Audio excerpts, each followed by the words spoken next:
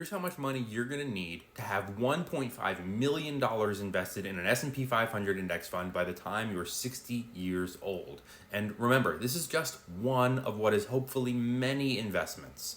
And in this scenario, you're going to be investing $9,000 per year, which comes up to around $750 per month, which means that you're going to need that would be four. You're going to need two accounts. One, Roth IRA, which gives you access to that money mostly when you're 59 and a half. There are some exclusions, but whatever.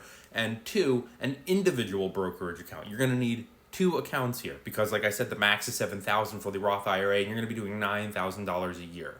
By now, we all know that the S&P 500 has an average annual rate of return of around 10%. This doesn't mean every single year. It means on average. If you start investing when you're in your 20s, you would need to invest $350 per month until you were 60, so for 40 years, and you'd actually end up with more money because you have more time in the market. You'd have 1.9 million. But I'm going to assume that since most people are watching these videos who are in their 30s, we're going to be starting 10 years later with the goal of retiring at 60, which means less time in the market, so you're going to have to invest more.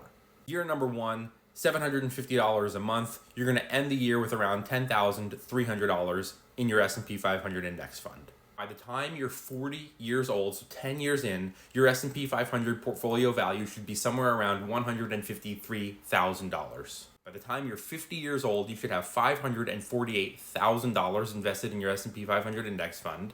And by the time you're 60, you'll have your $1.5 million. Make sure you smash that follow if you want to learn how to invest.